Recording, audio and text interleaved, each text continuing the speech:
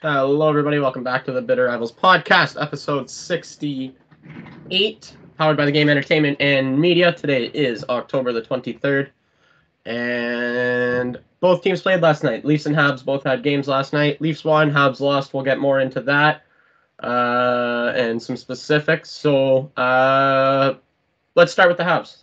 Let's go there. It was Dallas matchup, who the Leafs played a couple nights ago. And beat them, the Nick Robertson game. But they've been very, very good. The Dallas. Yeah, I think they've been Rangers in net. Oh yeah, well he can. First of all, he's ridiculous as a goal. He made some ridiculous saves last night.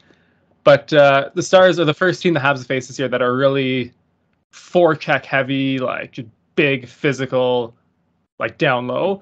So that was a big challenge, I think, for some of our younger guys. Yeah, that's Joe Pavelski fucking ran the show, because of course he did, scored a hat trick. Oh my dad's got him on his on the fantasy team, Leafs and Bounds there in our league. So that's a late round pickup. That I think that's not Joe Pavelski's first big game of the year. Like Joe Pavelski's been he's probably a top 10 point getter right now in fantasy. Probably.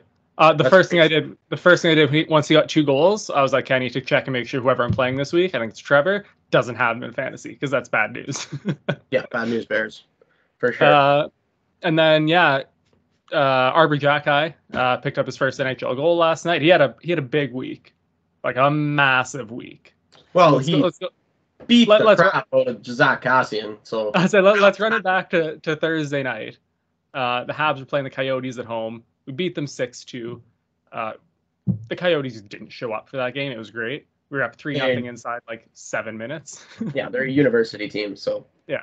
So Zach Kassian thought he would try and rally the boys with a fight, and he chose Arber Xhekaj, and they went at it, and Arber Xhekaj murdered Zach Kassian at center ice in the Bell Center. He ripped him around pretty hard, popped his helmet off, right? The whole 9, ragdolled him. It was the whole 9 yards, for sure. It was a little bit... It was demeaning to Zach Kassian, to be completely honest with you. He absolutely fucked his day up. Like, pardon my French, but my God, like just nobody does that to Zach Kassian. That just doesn't happen. Well, and I think we've said this before, but let's just emphasize the fact that this dude was working at Costco like 2 years ago. Yeah, it's crazy. Yeah, so he literally went from working at Costco to fucking beating the shit out of Zach Kassian in 2 years. Like ragdolling Zach Kassian. Yeah, no, it was wild. Anyway, moving on from that. I'm still I guess there's still one more thing from the Arizona game, and that's Juraj Slafkovsky scored his first NHL goal. Yeah, and then put on such a hero display after that. That was pathetic, man. That was pathetic. I loved it. I loved it. Such a hero move. Like I hated that. That was such a bad look. Anyway. For oh my God, have some class. So what happens is earlier in the sequence he takes a high hit. Oh, I saw it, and actually he didn't. No, I'm explaining for the viewers. I'm explaining it for the listeners. Yeah, but he was out last night due to that hit, was he not? I don't know if it was from that hit or not. Yeah, it was an upper body injury, so I assumed it was from the hit. But okay, so Xhekaj in his poster last night accidentally let it slip that it was a wrist injury, so I don't know if it was from that hit or not. Okay. But anyway, so he takes Somebody's a high hit. Get that kid in media training. Oh, he's the fucking best. You gonna tell him he's not good at doing media, Abe? No. That's why I say it when he's not in front of me, because if I said it to his face, he'd beat the hell out of me. So exactly. Yeah. But anyways, yeah. So he took the high hit. Xhekaj actually fucking took a really, really big run at the guy, laid him out, which forced the turnover for Slafkovsky's goal, and then they both screamed in Buddy's face after he scored. So I like it. It was, I thought it was a little bit of a classless kind of pathetic maneuver, but anyway, to each their own. No more time needed to be taken on that particular play.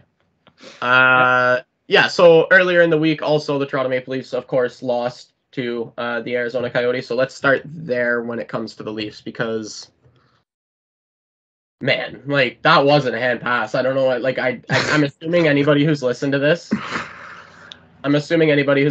also watched the game and knows what I'm talking about. That was not a hand pass. I can tell you, like, I can actually tell you multiple reasons as to why that should not have been overturned. Like multiple. Like so let me just as a neutral for that game. Okay. I understand why they reviewed it, because at first glance it looks like it.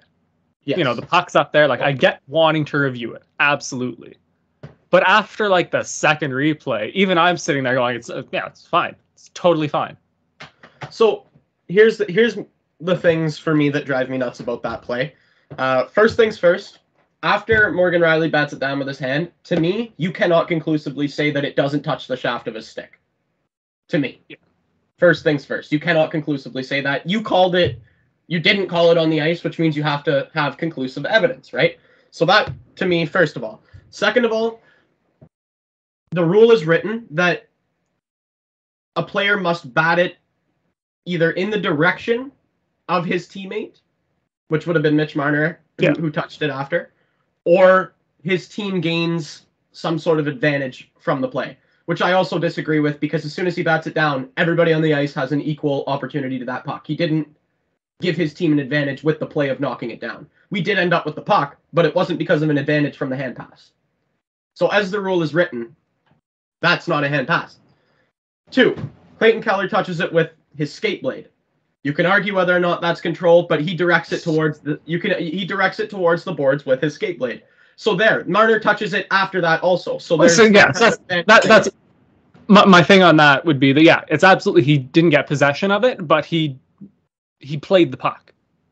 That, and the other thing, and it doesn't look like it from the main angle that everybody sees, but if you look at it from the camera that is directly behind Morgan Rielly, to me it looks like at the same time that it touches Keller's skate blade, it also touches the heel of Morgan Rielly's stick blade, which again would make it not a hand pass. So all of those factors put together, mixed with the fact that it was not called a hand pass on the ice, to me, you cannot conclusively say that it was. You cannot conclusively say it. You just, and the other thing that drives me nuts about it, and you know Tony Ritrovato, who I work with. Yeah. We argued about this for a while. And finally, I actually had him agree with me. And what had him agree with me is, you're telling me that Arizona didn't challenge that? No. No, they didn't. Nobody on the ice thought that was a hand pass. Nobody. The Situation Room is the ones who brought that into existence even. So, if nobody, including the Arizona Coyotes, is saying that is a hand pass, then it's not a fucking hand pass. Like, that's so frustrating, because it was and the other thing too, the Situation Room cannot get involved unless it's the last minute of a game. There was 26 seconds left in that game. If it happens 34 seconds earlier, nothing happens. It's a goal. No. That's bullshit. I'm sorry, that's bullshit. It just is. Yeah. Yeah, and I know you love to say that the Situation Room is biased against Toronto. Again, I don't think that. I think they're just entirely incompetent. Yeah, no, I completely agree with you. Overall. And, you know, I'm not saying that the Leafs deserve to win that game, because it's Arizona. That should have been 10-0 for Christ's sakes at that point. It's Arizona. They started. Who started for them? I forget his name. Karl Vejmelka. Who, you know what I mean? The Leafs shouldn't have been in that position. That goal should have meant anything anyway. Let's be totally clear here. I am not excusing the Toronto Maple Leafs for their shit performance against the Arizona Coyotes, but that still wasn't a hand pass. Yeah, both things can be true. Both things can be true. Exactly. They didn't deserve to win the game, but they still tied the game with 26 seconds left, in my opinion, legally. Right? I don't know. And it's just so frustrating, because the same thing happens when we play the Dallas Stars, right? There's a play, it's going the other way now, where they call it goalie interference on the ice. Tyler Seguin clearly makes a push towards Samsonov, pushes him into the net. Samsonov's leg knocks the puck in. They go to review it. He pushed Marner into Samsonov, didn't he? It was kind of them both going the same direction. Marner wasn't probably going to be able to stop and not hit Samsonov anyway, but Seguin was there too. And you called it on the ice as goaltender interference. Why I don't understand. I guess I don't know what conclusive means. I guess I just don't know the definition of the word conclusive. But here's the thing, Abe, is you could look through hockey Twitter anytime there's any sort of fucking challenge, and nobody knows what the fuck's going on. It's so frustrating. It really is, because, like I said, it's not like the Leafs deserve to win that game against Arizona, but we're talking a completely different narrative the next day if they do, right? And that's something that is controlled completely by the guys in black and white stripes. That's bullshit. That's not, I don't know. And, they try to make these plays to not affect the outcome of, you're telling me that's not affecting the outcome of a game? You're telling me that it's fair that the Situation Room has got 35 angles and watching them at fucking 10% speed to see what like, that's not fair. That's not the spirit of the game at all. I'm sorry, it's not. Yeah, like, especially if Arizona doesn't challenge it. If Arizona challenged it, different story. Absolutely. Review the fuck out of it. Exactly.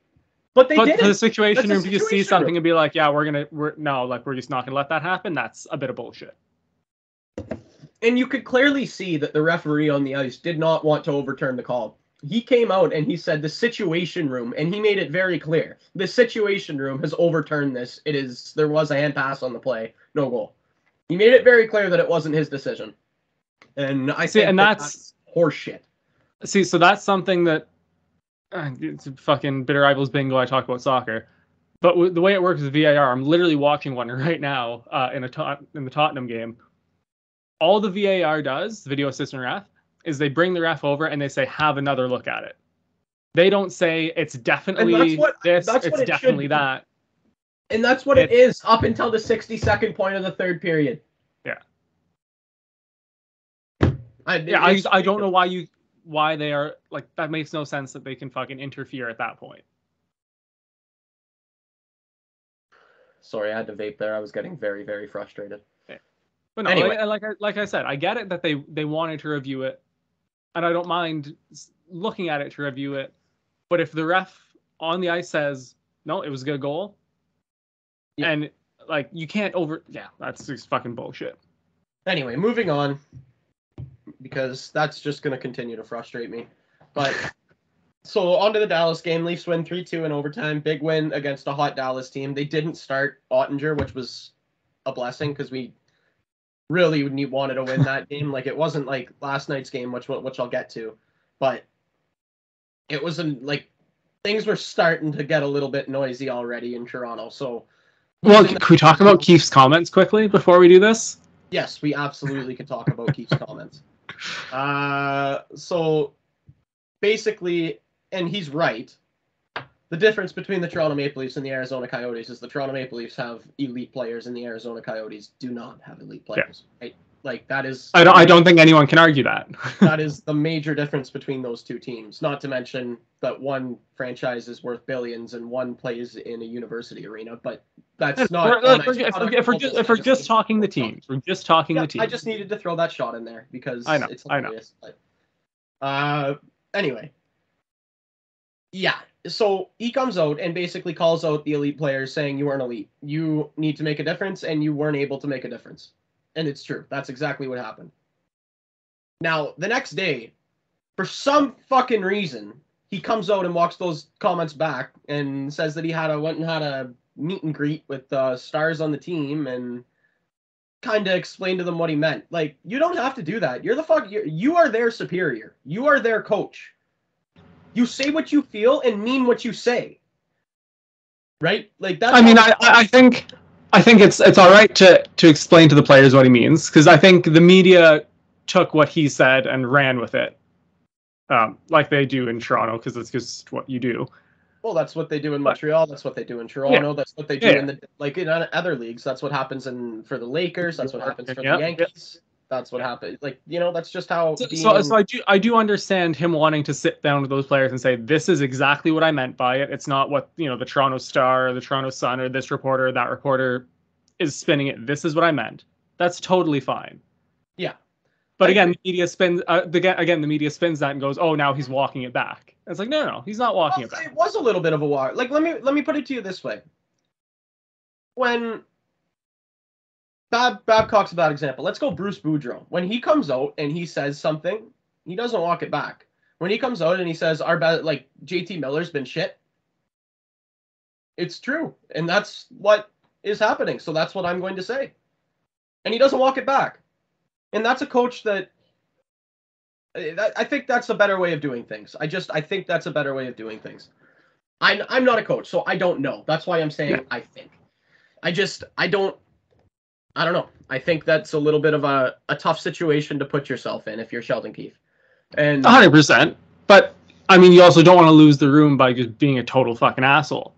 No. So I think the other thing that you have to remember is he called the team out after losing to Montreal in the opening night. He called that after unacceptable as well, right? So how many of these bullets can you have in your pocket before you run out? I think is the idea.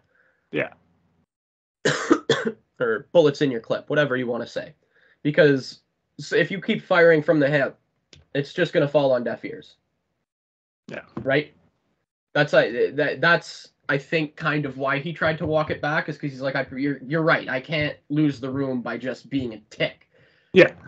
So you're right. That's what happened there. Anyway, a couple days off, and then after the so was that a Wednesday night or Thursday night? That was Thursday night. So they had the one game. They played Dallas Thursday. They had the Friday off and played Arizona, Winnipeg last night.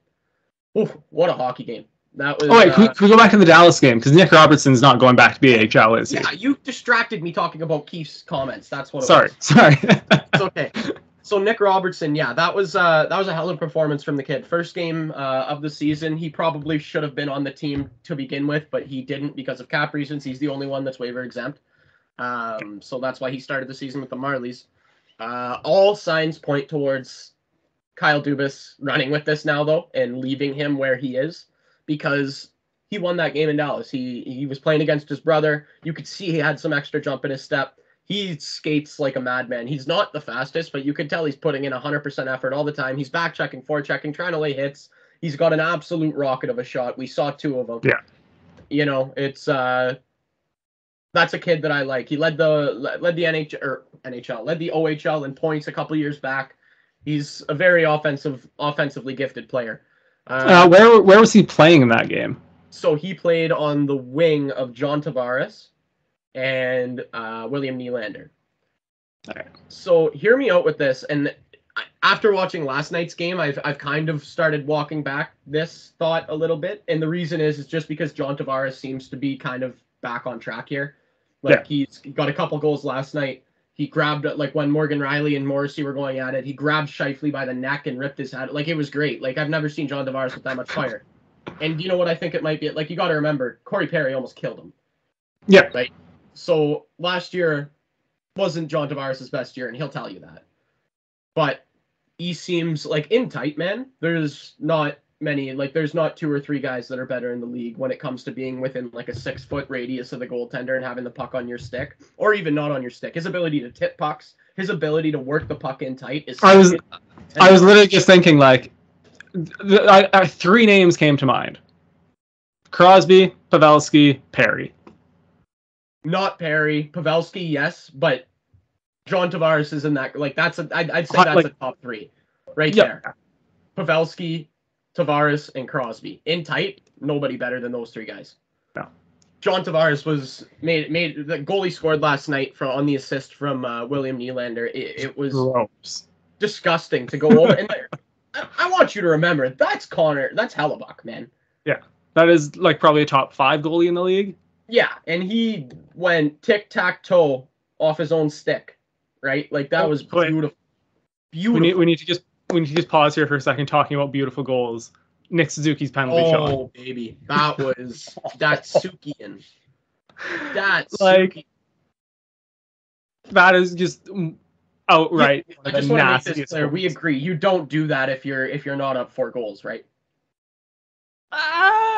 If it's a 1 or a 2 goal game, he's not making that play. Yes and no. Yes and no. Because I think he has the confidence. 4-0 at that point, right? 3 or 4. I think it was the goal to make it 5. Okay. That was Suzuki's to make it 5. But either way, he has the confidence in his abilities to do that. So I just think if that was maybe a 1 or 2 goal game, he still might have done it. But definitely the fact that it was a 3 or 4 goal game. That's one of those moves that you have in your back pocket for, like, late, like, we're talking like 20th round in a shootout, like in things the game. Merrick Malik tweener. Yeah, like Merrick Malik tweener. Exactly. That's exactly what I was thinking. And then so like it's that or up 4 goals, getting a penalty shot, or like end of practice on Sam Montembeault. Like that's the kind of move that is. But like I think if it's a 2-goal game, he's just trying to rifle that top corner or something. I don't think he's trying to pull a Datsuk, man. Like that was disgusting. That's an early goal of the year contender, easily. No, because there was nobody else on the ice. But oh no, like, I think at the end of the year when you do like your top like 10, like TSN does like top 10 goals this season, I think there's a chance that one gets in there. That's fair. It was that nice. It was that good. Anyway. Anyways, sorry, back to the Winnipeg game and John Tavares. Yeah. Well, actually back to the Dallas game. So yeah. That's kind of how we segued there, because we were talking about the Nick Roberts and the fact that he's playing with John Tavares. And then I was going to talk about the line combinations that I was thinking, but I'm walking it back a little bit. But I still want to throw it out there into the metaverse here. So think about this line, first of all. How horrifying would this line be to play against? Austin Matthews centering Nick Robertson and William Nylander. I don't like that. I don't like that at all. As a Habs fan, I do not like that. And then you got John Tavares, who's playing at a very, very high level again. Yeah. Playing with Michael Bunting and 100-point NHL All-Star Mitch Marner, who was his winger when he scored 47 the first year as a Toronto Maple Leaf, sorry. Yeah, I'd rather you guys not do that against us. I would love to see that, but I don't want to change anything around Tavares right now. Yeah, because it's clearly I'd say he goes into some sort of slump. Those top 2 lines go into some sort of slump. That would be the change that I make, though. Because is Matthews not in a bit of a slump right now? Well, he had 3 points last night. Oh, did he? Oh, shit. Okay, so the way Trev's talking about him in the group chat, like... Yeah, no, he had 13 shot attempts and 3 assists last night. Okay. And then he had the assist on the overtime winner and the Robertson's overtime winner. He had the tip from Giordano was that against the Montreal? Was that Montreal or was that against, I think that was Ottawa. Yeah, I don't think that was Montreal, no. Yeah. So he's got 1 goal and at least 4 assists, maybe more so far. So he's at least at a point a game, but he's not scoring. And the thing though is he's actually, according to JFresh, I was just looking on Twitter, according to JFresh, he's actually second last right now in the league on goals below expected. So he's actually, based on all his play in all situations, expected to have, I believe it was 2.2 more goals than he has right now. Yeah. So through 4 games. Yeah, right? I know. So the only guy who's got lower than that, Timo Meier in San Jose, is expected to have 2.8 more goals than he had at this point in the season. So that's interesting. Yeah. But just some other names on that list just to give you an idea. Reinhart was there. Forget who else. There was a couple names there that were pretty, but the 3 big ones were Reinhart, Matthews, and Thomas Hertl. Jack Hughes, that was the other big name. Oh, yeah. So, and like I outlined last week, Austin Matthews is shooting at like 5% right now. His career average is like 15.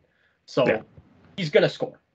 He's that good. He is maybe potentially dealing with something right now because Jamie Benn's a fucking dirty prick.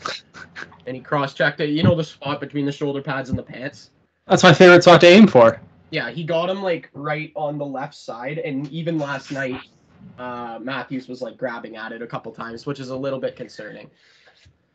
Because you like sit him for a couple periods or a couple games, man. And I was just about to say, do you not just like maybe pull him out of the lineup as a precaution one night or what? It's a nagging injury. We're 6 games in here, man. You don't want a nagging injury. Like that's the last thing that the Leafs need right now is 34 not being at 100% for the whole year. You know what I mean? So, especially the way Tavares is playing right now, let him fucking play on the top line. Let him do whatever the hell he wants right now. Tavares is playing great. He's playing with fire, tenacity, scoring goals. Looks like himself. It's great. Segue into the Winnipeg game. So, Winnipeg scores on their first real play in the game. So, it was kind of a odd man rush. And Samsonov makes a great, or I think it's, does he prefer Samsonov or it's Samsonov, right? I have no idea his preferred pronunciation, no. I believe he prefers Samsonov, so we're going to go with Samsonov until we hear anything different. Okay. Yeah, Samsonov makes a great save, and then rebound, kicks out. So those were the 1-2 shots on goal. The second one goes in. Yeah. So now it's 1-0 early, and that's, of course, the Leafs are used to dealing with that shit. We love that shit for some reason. Anyway, we go on. John Tavares gets a pass from William Nylander. Bing, bing, bing. Over Connor Hellebuck's glove hand. Goal. 1-1. Beautiful. Money. Going into the second, and obviously before this game started, I mentioned earlier in the show, Clifford and Simmons in, Obey, Kubel, and Engvall out. So a little bit more grit, you could say. That's a lot more grit. Yeah. There was a couple of scuffles. There was a couple of plays in front of the Leafs net where Samsonov made the save. He was rushed by a couple Jets and was cleared. They were cleared out sufficiently, which you don't see very often from the Toronto Maple Leafs. I'm going to be honest. You don't see that, but I think we know the way that the last game against Winnipeg went last year. And it's wild because it's obviously there was the Canadian division during COVID, but they're a Western Conference and an Eastern Conference team, so it's kind of wild to see the rivalry that's developing. Oh, that was the nice thing about the Canadian division that season.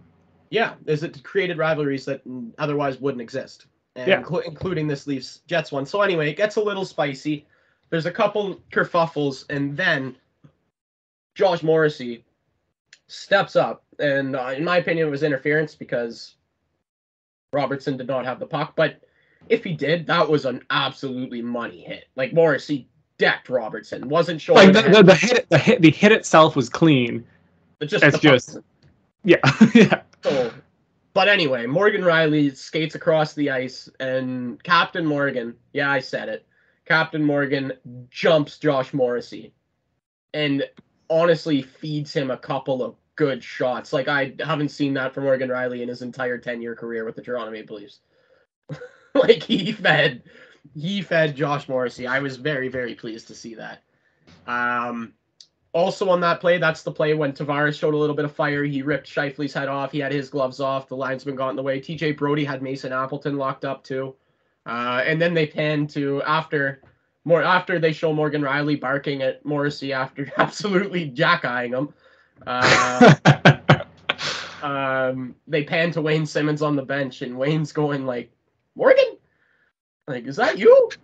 Like, what the hell was that, man?" Like, it was wild. And that was with about 3 minutes left in the second period.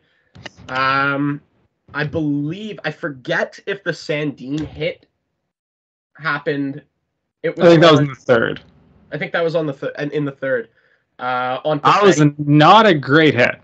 Not a great hit, but neither was the one on Marner. And Marner was a lot more damaged than Perfetti was. Marner got his face, like, same type of hit. Marner hit. Face right into the stanchion at the top of the boards, and he was bloody. Like, he was pretty bloody. And he was pissed. Like, oh yeah, that wasn't called either. So it goes both ways. And Dubois actually took the penalty for the extra because he jumped Sandin after. And who else but Austin Matthews comes in, grabs Dubois, who, by the way, I don't know if anybody remembers, they were drafted 1 and 3 in the year that Laine was drafted as well in 2016. So they're the same age, but Matthews comes up behind this horse, grabs him by the neck, and rips him away. Number 34 did that with a hurt back. I couldn't believe it. But you know what? He said he's made an effort this year to be more physical, because I think he remembered he's like 6'3", 220, and I think he also realizes that if he's physical, everybody else is going to do the same thing. They'll follow. Because 100%. He's the leader of the team, right? When your leaders are doing things like that, when your leaders are playing the right way, you start playing the right way. Well, you kind of have to at that point. You follow suit. So if you got Mitch Marner out there throwing, or not Mitch Marner, sorry, he does throw a few hits, but Austin Matthews out there throwing big hits, that's going to bode well for your team. It just is. So anyway, we get a power play. I believe it was on the power play from Dubois jumping Sandin.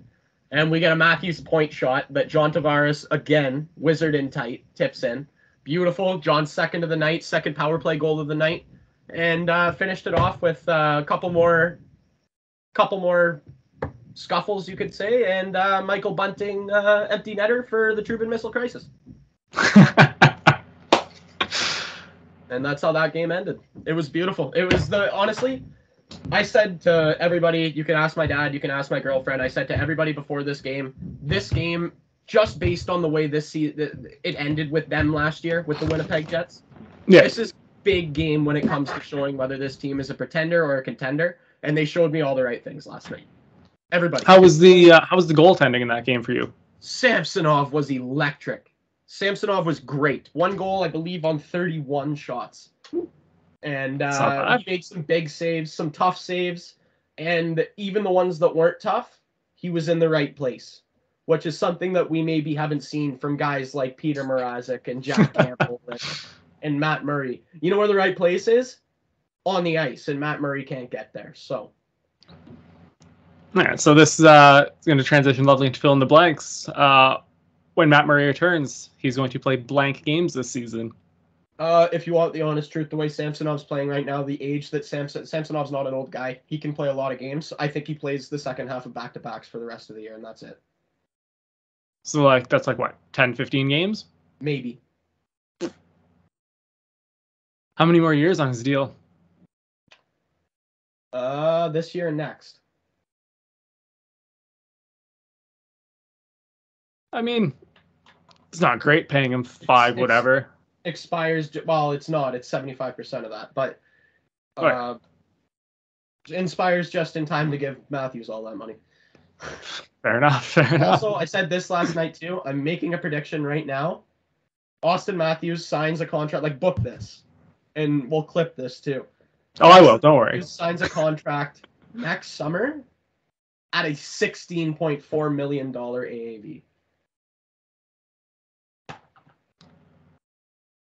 Jesus. Yeah. So you're going with the cap going up $4 million by next year, right? Or not next year, the year after. Yeah, the year after. Yeah, sorry. Yeah. And I think it's going to go up a lot more after that too. Oh yeah. For sure, it's going to keep going. Through let's say the 4th through 8th years of those deals, it's going to be a steal compared to what guys will be signing for at that point. Yeah, probably. That's where I'm at with it, and I'm honestly okay giving him 16. I'm okay giving him whatever the hell he wants, to be completely honest. Honestly, that's the thing, Abe. 16.4. Yeah. Maybe 16.34 because they do that weird shit where they put their number in their AAV. I don't know why. It's weird. Take $60,000 less a year just so you can be a 34. So last week we were talking about Ryan Reeves being one of the scariest guys in the NHL. So I'm going to ask you this now, or the fill in the blank is, I would rather fight blank than Arber Xhekaj. Because I would rather fight Ryan Reeves than Arber Xhekaj. Yeah, I'd rather fight Ryan Reeves than Arber Xhekaj. I would rather fight, shout out, Charles Oliveira. Yeah. Than Arber Xhekaj. But Charles Oliveira lost last night. I know we're steering off topic here, talking about our Bitter Rivals podcast bingo card here. Yeah. But, dude, Makachev, rolled Oliveira. That's nuts. And did you see that was nuts? Did you see that he paid $1 million for his training camp? Look, you win, so fair. Money well spent. On the broadcast, legit said, he has been in Abu Dhabi for months, this guy. He spent $1 million on this training camp. If he doesn't win, he never will. Because he'll never be more prepared than this. Ever. I think he was the most prepared out of any UFC fighter of all time yesterday, to be completely honest with you. $100 million on training camp? Are you insane? But he won, so there you go. It's all worth it. Yeah. Anyway, back to hockey. I just needed to get that in there because I thought that was an outrageous number. Yeah, a little bit. All right, so one more fun one here. So over the summer, the Leafs were talking about changing their goal song, and people were suggesting they play individual songs for every player. So my question to you, if you're in the NHL, what would your custom goal song be? So I have a couple of answers here. All right. Number 1, Jukebox Hero. Unbelievable song. Oh, I did not expect that from you. I love it. Number 2, Eye of the Tiger. Great one, yeah. Another electric hockey song. So those are mine. What are yours? So my first instinct was Monkey Wrench by the Foo Fighters, but I just want like the scream in the fucking like near the end. like anytime I score, I just want Dave Grohl just fucking screaming.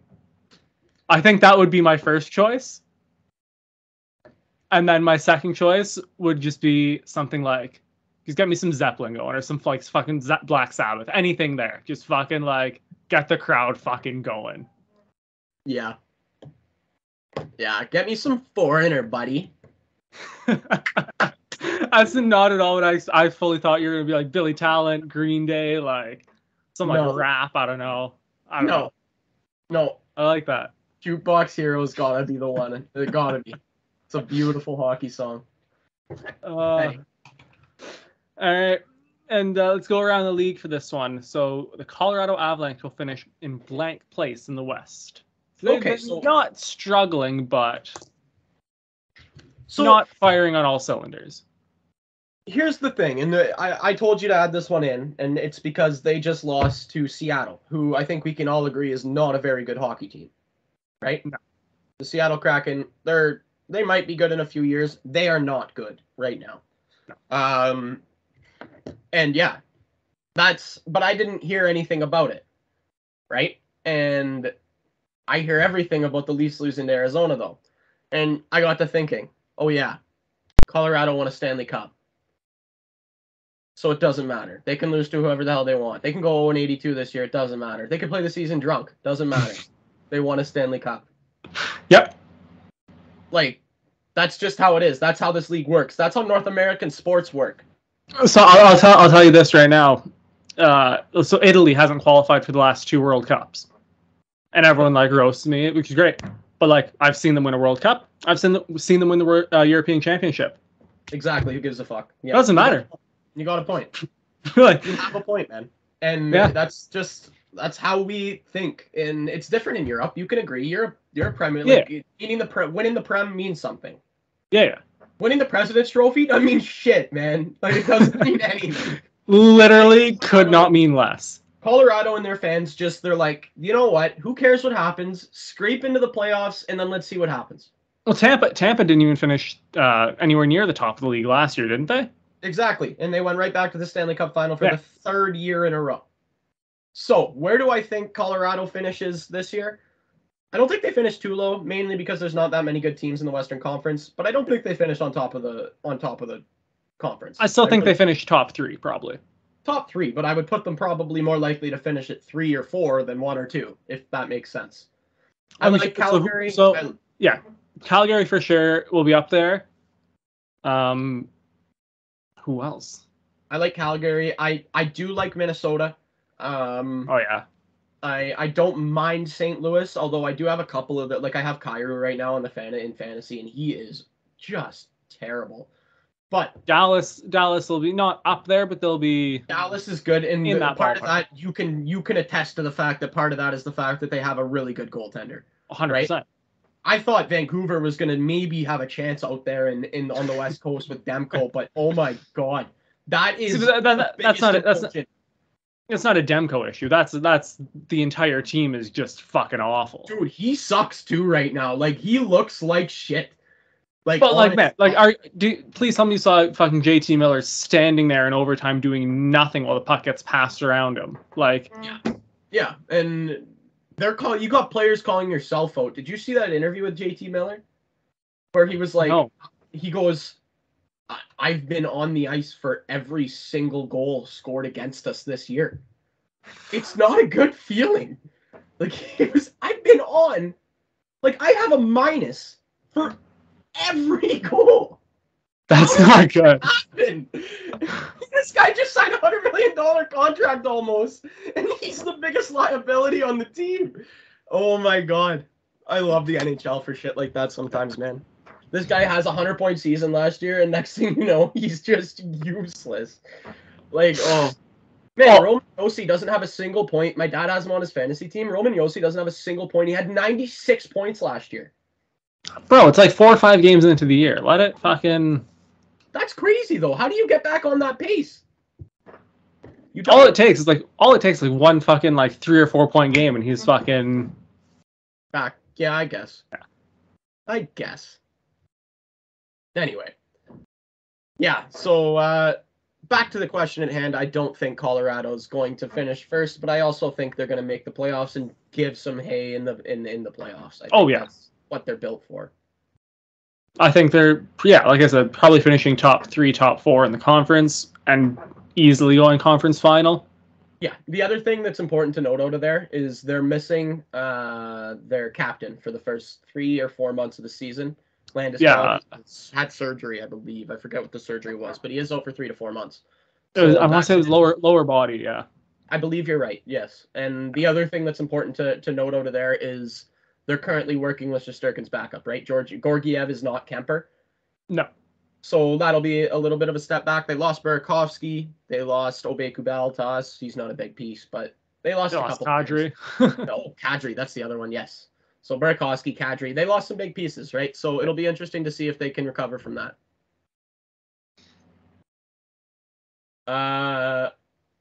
We've neglected to mention the reverse retro lineup. We got some heat. We got some absolute heat. I genuinely hate saying this, but Tampa has the best one, and it's not close. I disagree. Bro, the Storm jerseys, they are a fucking work of art. No, want to know the best ones? I gotta find a picture of them right now. The best ones, in my humble opinion, are the San Jose Golden Seals. Okay, there are a couple of good ones, like really, really fucking good ones. Honestly, Calgary's are dog water. Yeah, it's not. They're fine. Chicago's and Detroit's are dog water. Florida's is nice. I got to give Florida their props there. So here, I got all of them in front of me right now. So we'll just go through them quickly. Do you have all of them in front of you? Yeah. Okay. Florida, decent. Love the Habs with the Expos shout. Honestly, I hate to say it, but I love it. Detroit's god awful. Calgary's god awful. Edmonton's is sick because it's such a hated jersey that it's perfect. Winnipeg's I don't like. I like the ones that they wore last night against the Leafs better than that. Yeah, Winnipeg is just meh. Tampa's I'm not that big of a fan of, but they're cool. Yeah.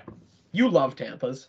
The Leafs I'm a big fan of. I just remember playing like NHL 06, I think it was, or 04 was one of like the first NHL games I bought, and they had that jersey in it, and I used it fucking all the time. It was sick. Yeah, it is a pretty cool jersey. You're right. The Leafs one I like. It's plain and simple. It's classic. Ducks is sick. It's the duck jersey, but with the orange. Love the goat head buffalo one. Love it. The Bruins Pooh Bear. Hate the Bruins. Love the fucking Pooh Bear. Yep. Nashville, again, I love the fact that they took the worst jersey in their history and said, let's just make it a different. I love that, though. It's so good. I know. I love it, too.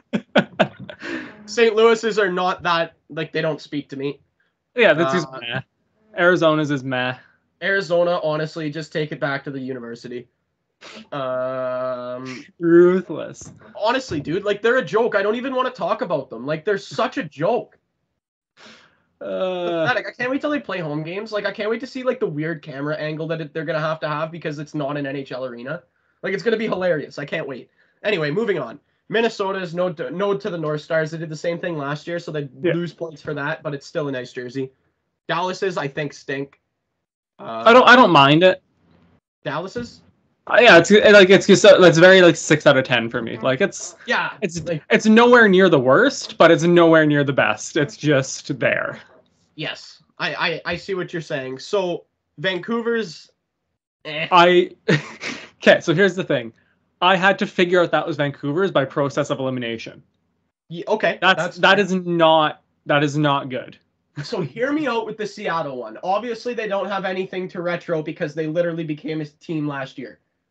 But that is a nod to the Seattle Metropolitans from the 1920s, and I appreciate it. Yeah, I don't hate that. It's like Like it's definitely like you said, the Dallas one's like meh. Like it's definitely better than the Dallas one for sure. Well, because they had nothing to work with, I appreciate the fact that they actually did find a way to find something retro to do with the city of Seattle. It was a different color scheme. I believe it was burgundy and like a cream color was the Seattle Metropolitans colors, but that's the jersey style that they use. So I appreciate the nod. So my favorite one is the San Jose Sharks. California. Gross jersey. Gross. I might buy one. It reminds me of like the Flint Tropics. I see it, yeah, 100%. I love it. Like, I think they killed it. I really do think they killed it. Yeah. That's the best one. Carolina literally just made their home jersey red. Yeah, so, it's terrible. The next three are terrible. I hate to be that guy, but you have the whole Hartford Whalers catalog to deal with, and you come up with this? Well, no, because they also had some like nice jerseys in like the mid 2000s that they could throw back to as well. Yeah, and like what is this garbage? It's awful. We can agree that that's awful, right? Like you 100%. Have so much great stuff to work with, so many great designs, great colors, and you come up with this. Like imagine the Leafs did their reverse retro jerseys, and instead of like using any of their history, you just put Leafs diagonally across a jersey. That's what I mean. It's pathetic. Colorado ones are okay. I don't like them. They're okay. I like how they use the like 90s jersey style. Yeah, I will give them that. And then they just threw the Colorado state colors on there. I think they could have done better. They also have the Nordique stuff to work with, so they could have done way better. Chicago's is shit. I'm not talking about it. Yeah. Washington's Screaming Eagle. Very good. So good. So good. I cannot wait to see Ovi rock that again. Big points. I know. Like that's gonna be fucking sick. Love the Statue of Liberty head on the but I hate that blue with that logo. I think they needed to stick to the dark blue or find a way to make it white and then dark blue on the arms. I'll give you that. Yeah. I don't like that. It's still a nice jersey though. I'll still give it. Yeah. It's big Merrick Malik vibes. Second shout out. 100%. Second shout out of the show for Merrick Malik. Columbus, they don't have a lot to work with. I think they did good with what they had. Yeah. I love the Ottawa ones because I love those jerseys with those numbers, like the style on the numbers. I love that from the mid 2000s. That's big heater vibe. I like that, and I like the logo. Yeah, which is the logo they've come back to anyway, which is nice to see. The Vegas ones honestly are god awful. I hate them. They glow. They have nothing to fucking throw back to. So yeah, but like literally nothing. Seattle found a way. The Robo Penguin Pittsburgh ones are sick. Love it. Wish there would have been more orange on the Philadelphia ones. Yeah, could have. Kings ones are sick. Yep. Love the jersey ones with the Scott Stevens style and the Kansas City Scouts colors. Beautiful. Love it. And the Islander. The Fisherman. I love it so much. Like they actually, I really think they did a good job this year. I'm happy with most of them. 100%. More than I was last year. Let's put it that way. Yeah, okay. I think last year there was like 3 or 4 like elite level ones, and then the rest were just kind of shit. Yeah. This year there's a lot more like good and elite ones. Yeah, like exactly. There's less like Dallas Stars ones. Like the Dallas one is just kind of, there's only a couple that are like that, and then there's either dog shit ones or the rest are good. Yeah. So I think we spent enough time on this, but I'm just going to give a top 3 here. My top 3 is 1, San Jose. I might have to go 2, Anaheim. 3, Nashville. So I'm going to go Tampa at 1. Islanders 2, Capitals 3. Okay, they end all great. Oh yeah, it's like there's no wrong answer in there. No wrong answer here. No. All right. Anyway, we spent enough time on that. We're about 50 minutes in. Is there anything else you'd like to get off your chest before we call today a wrap? Just double checking the fantasy league. I think there are games tonight, right? I believe there's 5 games on the schedule, if I'm not mistaken. All right. Let me double check. Want to know what I actually use to see what games are when? In the morning when I do my Tim Hortons picks. I want money, Timmy's. I say we're not getting paid for that plug, so stop plugging it. So today we have Kraken Blackhawks, Jackets Rangers, Ducks Wings, Islanders Panthers, Sharks Flyers. Couple interesting matchups in there. Yeah, Islanders Panthers is an interesting one. Very interested in that. And I have a couple players. I believe I have Mika Zibanejad and Keandre Miller both playing in the Rangers Columbus game, which is good. I have literally no players playing tonight, so I hope Trevor does not get 160 odd points and beat me. Probably won't. I'm gonna guess he's not going to on a Sunday afternoon. Yeah, I hope not. And it looks like, ooh, you're in a tight fucking game. I am. The projections are 314 to 314 with that is with SSM Little Caesars. Oh yeah. All right, I think that is everything. Okay, so here let's just go over the matchups here. What do we got? Show league matchups. So right now, I'm in a tight one with SSM Little Caesars expert team. We got Boats and Hosas absolutely destroying North Korea. Sorry, Trev. Jaeger Bombs is slaughtering Patty Kane's cab company. Yep. Leafs and Bounds looks like they're going to take a dub from the old Fox. And, I'm so proud of her. No Regretskis. Going for her. Oh, is Mick going 2-0? Mick might be going 2-0 here. No Regretskis looks like they're going to take the cake on Williams' tip-top team. Jeez. I'm worried that she's going to go fucking She's going to win undefeated. The league, and then we're going to have to give her merch. I'm going to be pissed if she wins our league. I know. Sorry, Mick. Ridiculous. Anyway, I think that's all we got cooking for this week. We, as always, appreciate everybody for listening, wherever you're listening, whether it be Spotify, Apple Music, wherever the hell else you get your podcast. YouTube as well. Watch. Oh, I'm going there. Don't worry, I'm going there. Or if you're watching on YouTube, see, I was talking about listening. Now I'm talking about watching. Or if you're watching on YouTube or on the Game Entertainment and Media. Those are a couple options. If you are listening and you want to watch, go check them out. Bitter Rivals Podcast on YouTube. You'll find us. I'm sure you'll have no issues. And thanks for listening. Thanks to the Game Entertainment and Media for hosting us on their platform. And have a happy Sunday, everybody. Have a great time watching some hockey games, maybe some football, whatever you're into. See you later. We'll talk to you next week for episode 69, baby. Hey, nice.